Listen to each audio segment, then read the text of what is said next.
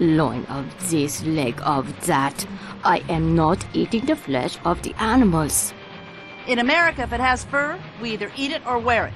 As my daughter always says, there's a lot America could teach people in other countries, if they'd only wake up and listen. She says one day you'll be able to go into a restaurant in Istanbul and order a hamburger. What do you think of that? Why would you want to do such a thing? Why? Everybody wants a taste of home. I expect the Turks would agree with you. Exactly. That's what my daughter says. It's only a matter of time and Turks will love hamburgers. You will be sufficiently amiable to place in my compartment a bottle of mineral water before I retire this evening. Certainly, Your Excellency. For dinner, I shall have chicken cooked without sauces, also some boiled fish. I am very sorry, Your Excellency. There is no chicken or fish on the menu. Oh, is he chef for this journey? The German? Oui, Your Highness. The cooking of Monsieur Klaus is admired all over Europe. It is a good that the train has secured his services. No doubt. Very well, I will have lamb. Again, without sauces. You've got to put it over big, whatever you're selling. Sure, that is what I say all the time. With motor cars, it is no half measures. This steak is excellent. The pork is also very nice. Say, we haven't been introduced. That is very true. We haven't. You are not eating. I haven't much appetite this evening. How could I be so lucky to have found you? You found me? Only after I'd chased you across 3 continents. The statues in the baggage car? Yes, I saw them loading the crate myself. They were very careful. Huh, they better be. If it's damaged, I might enjoy owning a railroad. Who knows? You travel often by train in your profession, mademoiselle? Yes, I do. You are a person most fortunate. I'd rather fly. Oh, mais non. Not for me are the aeroplanes, with their sudden changes of altitude and the capricious tossing about of the passengers by the weather très mauvais. No. In business, speed is often more important than comfort. No, it is more than the comfort. The trains, they lend themselves to the romance and the intrigue. All about us are people of all classes, of all nationalities, of all ages. They sleep and eat under one roof. They cannot get away from one another. And at the end of the 3 days, they part. They go their several ways, never perhaps to see each other again.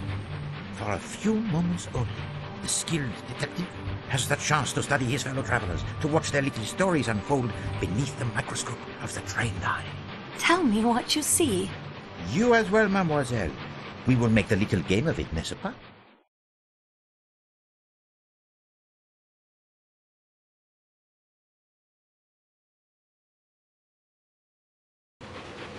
One must look, one must listen at all times. If you were to listen at the door of any compartment, who knows what you may learn? That would not be very proper, Monsieur Poirot. Proper? The student of crime must also be the student of human nature. Oh, what better way to make the study? I will illustrate. Mademoiselle Marceau, you are facing the entire car, whereas Poirot, he sits with his back to most and is only observed upon entering. Start with the table farthest away, the 3 ladies. Tell me about them. One is a Swedish missionary from a school near Gemlik on the Bosporus. She is also very uncomfortable in unfamiliar surroundings and gets lost easily. That is truly wonderful. How did you arrive at this? I helped her find the train inside the train station.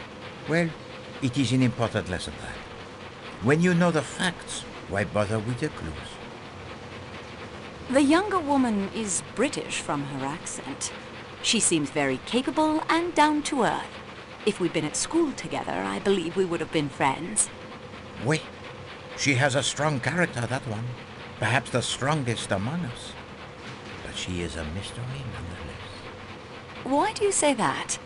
You observed her embrace of the most passionate kind with a proper English gentleman this afternoon?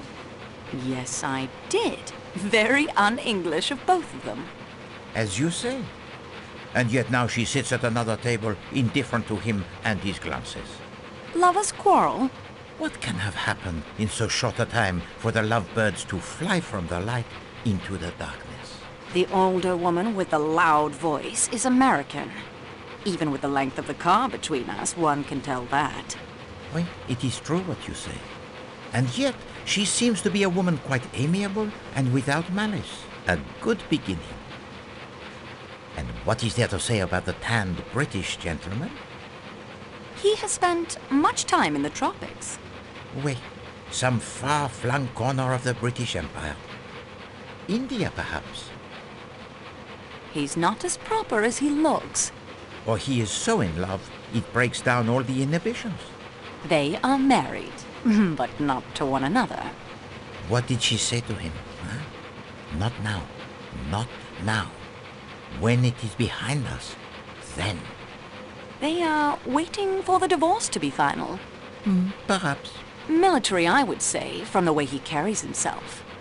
Very good. Tanned, military. Or posting in Egypt, perhaps. Or India. And now the grand lady who sits alone. I'd say royalty. A princess. Russian, probably.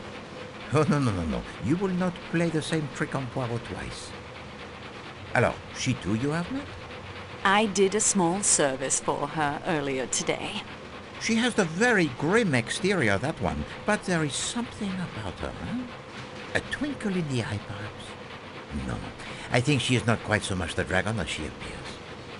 Alors, and across from her sits? Hildegard Schmidt. Yes, I met her too. Quite unpleasant for a lady's maid. They're usually such mild creatures. Vraiment. She also has sent her plate back to the chef twice for adjustments. Very particular about the cuisine. It would be nice if the menu was more varied. We march. This large table nearest the kitchen now, with the three gentlemen. What can you see? The Italian sells motor cars. He's very enthusiastic about cars in general. Wait, a salesman to his very soul, I would say. The American appears to be a commercial traveler of some sort. Wait, he carried the sample case when he boarded the train. Yet, I wonder. The case, it was quite small. Yet he seems very fit, does he not? The suit of such questionable taste, he can barely contain the muscles. Can't a commercial traveler be athletic? C'est possible. The Englishman is very quiet. He certainly does not share the enthusiasm for conversation of his companions. A superior sort, with a disapproving expression. That suggests nothing to you? I'm afraid not. A gentleman's gentleman, as the British would say. A valet. Yes, I can see him pressing trousers and shining shoes. And now, as discreetly as possible, observe the young couple directly behind me. Her dress is exquisite, very expensive. And the jewels. Oh, she's lovely. The kind of woman a man would marry and lavish gifts upon. It is very romantic, is it not? And yet I detect the melancholy in your voice, mademoiselle. I'm sorry. I expect it's jealousy. I grew up in Jucas, a small town near Avignon.